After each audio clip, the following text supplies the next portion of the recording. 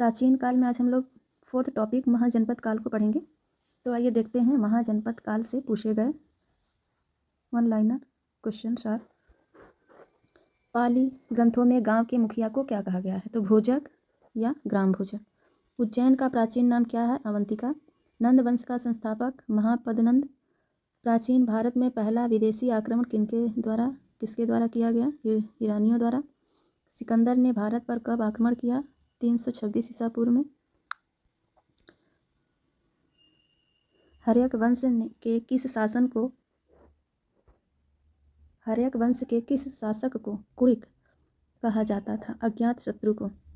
किस शासक ने गंगा एवं सोन नदियों के संगम पर पाटलिपुत्र नामक नगर की स्थापना किया? उदयन ने।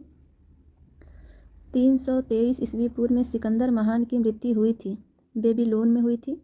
सिकंदर महान, अलेक्जेंडर द ग्रेट एवं पोरस या पुरु की सेनाओं ने किस नदी के आमने सामने तटों पर पड़ाव डाला हुआ था? तो वह झेलम नदी। किस प्रकार का मृदभांड पाटरी भारत में द्वितीय नगरीकरण या शहरीकरण के प्रारंभ का प्रतीक माना जाता है? तो उत्तरी काले पालिष्कृत बर्तन। उत्तरी काले पालिष्कृत बर्तन NBPW। मगध की प्रथम राजधानी कौन सी थी? तो गिरिब्रिज या राजगृह।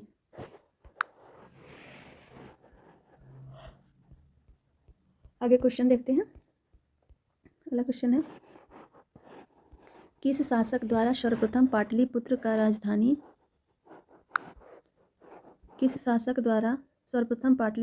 राजधानी के रूप में चयन किया गया था? पाटलिपुत्र को उदयन द्वारा चयन किया गया था। 16 महान जनपदों की सूची उपलब्ध है, अंगुत्तर निकाय में यह उपलब्ध है।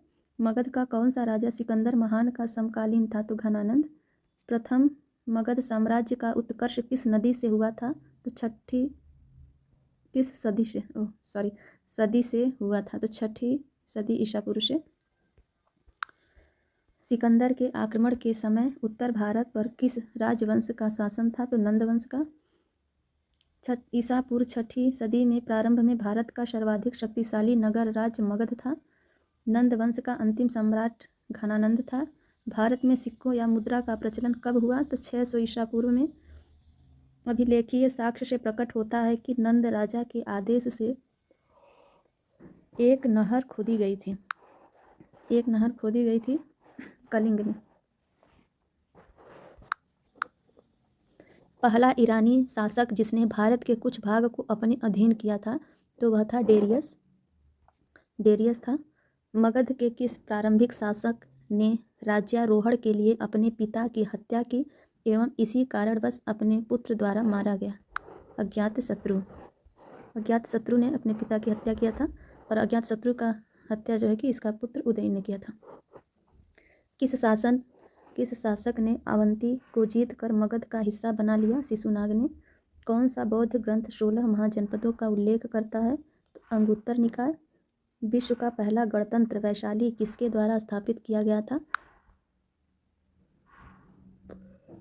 तो देखिए, यह लिच्छवी द्वारा स्थापित किया गया था। पहला गणतंत्र, यह काफ़ी बार क्वेश्चन पूछा गया है। यह विश्व का पहला गणतंत्र है। प्राचीन श्रावस्ती का नगर विन्यास किस आकृति का है? तो अर्धचंद्राकार। मगध के सबसे प्राचीन वंश के संस्थापक कौन थे? तो बृहद्रथ थे। कलि ग्रंथ में गांव के मुखिया को क्या कहा गया है? भोजक कहा गया है। गृहपति का अर्थ क्या है? धनी व्यक्ति। गृहपति का अर्थ क्या है? धनी व्यक्ति। आइए कुछ जैन संगतियाँ देख लेते हैं, कब और कहाँ हुआ था, कौन अध्यक्ष था। तो देखिए, जैन संगति जो दो ही संगति का वर्णन किया गया है। पहला चंद्रगुप्त मौर्य के समय में स्थान जो था पाटलिपुत्र, अध्यक्ष थे स्थूलभद्र, और द्वितीय जो हुआ था 512 ईस्वी पूर्व में हुआ था, यह स्थल था बल्लभी, और अध्यक्ष थे देवर्धि क्षमाश्रमण। आइए देखते हैं बौद्ध संगतियाँ। बौद्ध 4 संगतियाँ हुई थी, प्रथम संगति, द्वितीय और चतुर्थ। तो प्रथम संगति में जो हुआ था उसका समय काल था 483 ईसा पूर्व। शासक अज्ञात शत्रु, स्थान राजगृह, और अध्यक्ष थे महाकश्यप। द्वितीय संगति जो हुई थी वह 383 ईस्वी पूर्व में हुई थी, कालाशोक के समय में। स्थान था वैशाली, और अध्यक्ष थे शौरकामिनी। तृतीय जो हुआ था वह 251 ईस्वी पूर्व में अशोक के समय में हुआ था, पाटलिपुत्र में यह संगति हुई थी और मोगलीपुत्रक इसके अध्यक्ष थे। चतुर्थ जो हुआ था वो देखिए प्रथम सदी ईस्वी में हुआ था कनिष्क के समय में, और कुंडलवन में वसुमित्र इसके अध्यक्ष थे। तो ये चारों संगतियाँ हमेशा पूछा जाता है, आप इसको वीडियो रोक करके अच्छे से पढ़ लीजिएगा। आइए आगे देखते हैं महाजनपद, राजधानी और विशेषता एवं क्षेत्र। तो देखिए जो मगध की, थोड़ा सा इसको मुझे छोटा करना पड़ेगा इस तरीके से। देखिए जो मगध है उसकी राजधानी कहाँ थी, राजगृह या राजगीर। राजगृह को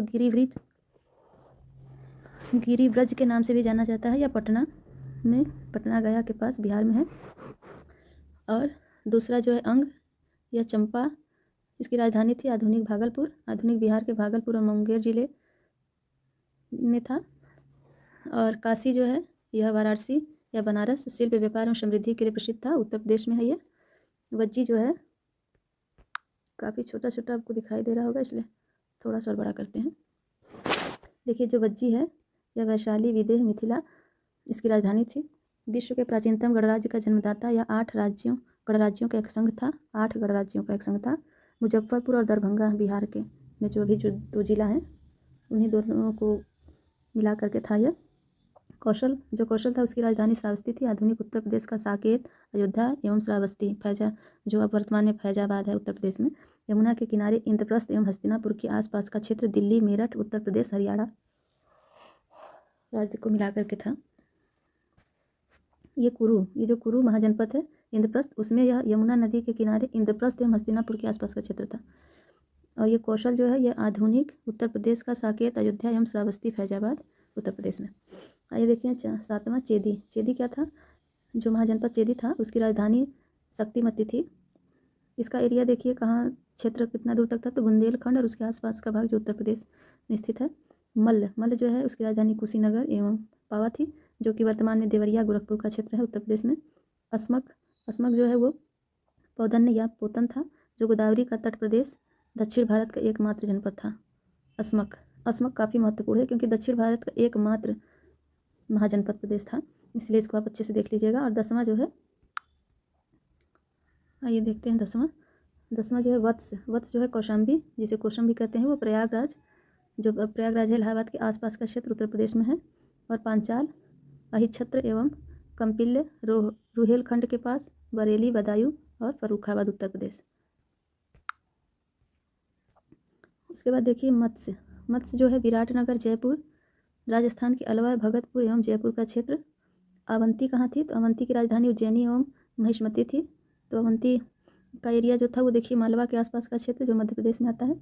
गांधार, तक्षशिला एवं पुष्कलावती आधुनिक अफगानिस्तान का पूर्वी भाग। सूरसेन, मथुरा उत्तर प्रदेश में। सूरसेन की जो राजधानी थी वो देखिए मथुरा थी, और गांधार की तक्षशिला और पुष्कलावती। कंबोज राजपुर इसकी राजधानी थी, श्रेष्ठ घोड़ों के लिए प्रसिद्ध था। रावलपिंडी पेशावर क्षेत्र जो अब पाकिस्तान में है। तो इस तरीके से आप इसको अच्छे से याद कर लीजिए। आज का चौथा टॉपिक हम लोग का कंप्लीट होता है। वीडियो पसंद आए तो चैनल को सब्सक्राइब कर लीजिए आने वाले नोटिफिकेशन के लिए। वीडियो देखने के लिए धन्यवाद दोस्तों।